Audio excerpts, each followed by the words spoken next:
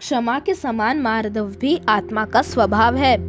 मार्दव स्वभावी आत्मा के आश्रय से आत्मा में जो मान के अभाव रूप शांति स्वरूप पर्याय प्रकट होती है उसे भी मार्दव कहते हैं।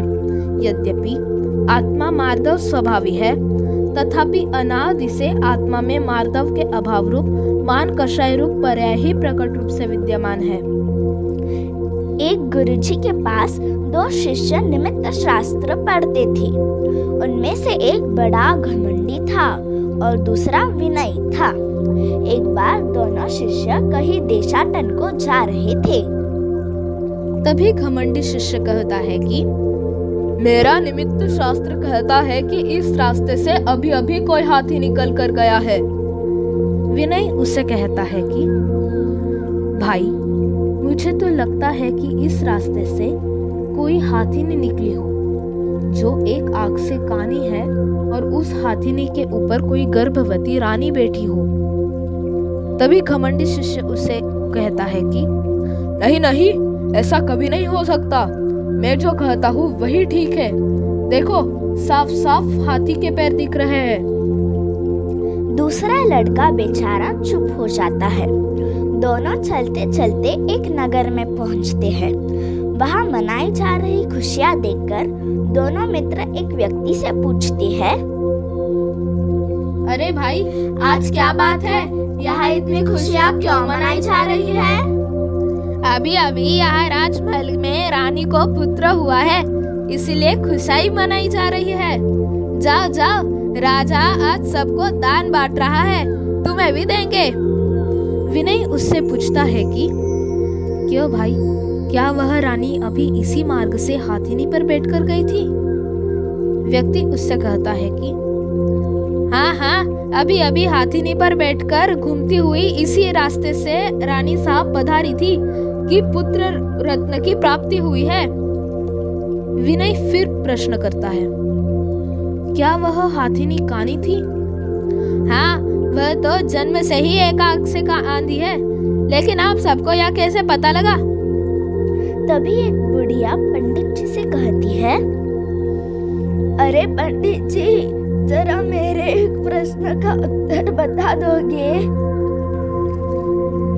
पूछो माँ जी, पूछो, क्या पूछ रही हो? तभी बुढ़िया पूछती है, 12 वर्ष हो गए मेरे बेटे को विदेश गए हुए, उसका कोई समाचार नहीं। वह वापस मेरे पास आएगा या नहीं? तभी घमंडी बुढ़िया को कहता है, अरे बुढ़िया, तेरा लड़का वापस नहीं आएगा। तभी विनय कहता है, घबराओ मत माँ जी, तुम्हारा बेटा मिलने ही वाला है। जाओ, घर जाकर देखो। तभी घर जाते से ही बुढ़िया बोलती है, बेटा तेरे मुंह में घी शक्कर। घर जाते ही उसके आश्चर्य का ठिकाना न रहा। बेटा सामने खड़ा था। 12 वर्ष के बिछड़े माँ बेटे मिल जाती है। बुढ़िया जल्दी वापस आकर पंडित जी को खूब बधाइयाँ देती है। यह देखकर घमंडी शिष्य और भी उदास हो गया।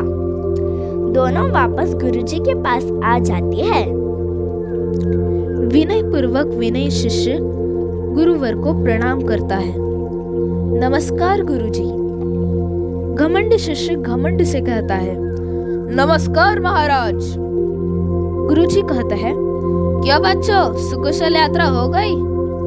घमंडी शिष्य कहता है, आपने हम दोनों को निमित्त शास्त्र पढ़ाने में बहुत पक्षपात किया है। आपने पता नहीं इसे क्या क्या अलग से पढ़ा दिया और मुझे वे विषय बताए भी नहीं, इसीलिए मेरी बातें झूठी हो गई। मैंने कभी भी उसे अलग से नहीं पढ़ाया, सब कुछ तुम दोनों को साथ ही पढ़ाया है। जरूर तुमने अपने घमंड में आकर कोई गलती की है। मैं सदैव तुम लोगों से यही कहा करता हूँ कि हर जगह विनय से काम लो, सोच समझकर उत्तर दो, लेकिन तुम तो मेरी बातें मानते ही कब हो? अच्छा बोलो, क्या हुआ? घमंडी शिष्य कहता है, अपने लाडले शिष्य से ही पूछो कि रास्ते में हाथी के पैर स्पष्ट देखकर हाथिनी का अनुमान, उसके कानी होने का और गर्भवती रानी को उस पर बैठने की सारी बातें कैसे जान गया। गुरुजी विनय से पूछते हैं, क्यों वत्स, तुम बताओ, तुमने यह सब कैसे बताया। विनय ने कहा, गुरुदेव, वे पैर हाथी के पैर से छोटे थे, इसलिए मैंने हाथिनी का पैर बताया। दूसरी बात आपने हम सभी को बताई थी कि हाथिनी पर राजघराने की रानियां बैठा करती है। एक जगह मार्ग में हाथिनी के बैठने के और रानी के हाथ टेककर उतरने के चिन्ह थे, अतः मैंने सोचा कि गर्भवती रानी ही हाथ टेककर उतरेगी, इसलिए मैंने ऐसा बताया। तीसरी बात, हाथिनी कानी कैसी थी सो सुनिए। पगडंडी के दोनों ओर पेड़ पौधे थे, उनमें से एक ओर के पेड़ पौधे खाए हुए उजड़े मालूम पड़े थे, दूसरी ओर के बिल्कुल ठीक थे, इसलिए मैंने अनुमान लगाया कि हाथिनी कानी अवश्य होगी, अन्यथा दोनों ओर के पेड़ पौधे खाती। गुरुजी विनय से कहते हैं कि सुनी तुमने इसकी बातें, मैंने सारी बातें दोनों को साथ ही बताई थी ना। अच्छा सुनो, दूसरी क्या घटना है। घमंडी शिष्य कहता है, गुरुजी, मैंने बुढ़िया के प्रश्न के समय उसका चेहरा उदास देखकर बताया कि तेरा बेटा नहीं आएगा।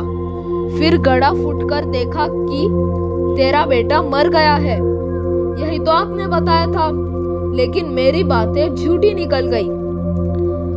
गुरुजी विनय से कहते हैं, तुमने क्या बताया। विनय कहता है, गुरुदेव, यद्यपि निमित्त तो कुछ ऐसा ही बता रहा था, किंतु बुढ़िया के सिर से गड़ा गिरकर ही फूटते ही पानी उसी नदी में मिल गया, अतः इस मिलन को देखकर मैंने बताया कि लड़का आ चुका है। आपने यही तो बताया था। मुझे लगता है कि ये भाई साहब पाठ भूल गए हैं और जल्दी जल्दी में इन्होंने ऐसा उत्तर दे दिया है। गुरुजी घमंडी को पाठ पढ़ाते हैं। देखो बेटा, यदि घमंड से तुम पढ़ोगे तो कभी भी पूर्ण ज्ञान अर्जित नहीं कर सकते। गुरु की विनय, देव की विनय, शास्त्र की विनय, सहपाठियों की विनय से ज्ञान सदैव बढ़ता है। तुम्हें उसका फल भी मिल चुका है, अतः अपने इसी मित्र की भांति विनयी बनोगे तो समस्त शास्त्रों में पारंगत हो जाओगे। गुरु की समस्त विद्याएं तुम्हें प्राप्त करने में देर नहीं लगेगी। देखा तुमने अहंकार का फल, इसके कारण प्राप्त हुई विद्याएं भी पलायमान हो जाती है। अब आप लोग ही स्वयं निर्णय करें, आपको मान अच्छा लगता है या फिर मार्दव। पर से ममत्व बुद्धि छोड़नी है और रागादि भावों में उपादेय बुद्धि छोड़नी है। इनके छूट जाने से पर मुख्यतः मान उत्पन्न नहीं होगा, विशेषकर अनंतानुबंधी मान तो उत्पन्न ही नहीं होगा। चारित्र दोष और कर्म कामजोरी के कारण अप्रत्यज्ञानादि मान कुछ काल तक रहेंगे, पर वे भी इसी ज्ञान श्रद्धा के बल पर होने वाली आत्मलीनता से क्रमशः क्षीण हो जावेंगे। और एक दिन ऐसा आएगा कि मार्दव स्वभावी आत्मा पर्याय में भी पूर्ण मार्दव धर्म से युक्त हो जाएगा, मानादि का लेश भी नहीं रहेगा। वह दिन सभी को शीघ्रातिशीघ्र प्राप्त हो, इसी पवित्र भावना के साथ इस कथा को विराम देता हूँ। धन्यवाद। जय जिनेन्द्र। 5 साल से नियमित चलने वाली सिद्धम पाठशाला में जुड़ने के लिए निम्न नंबर पर संपर्क करें। अधिक जानकारी डिस्क्रिप्शन में।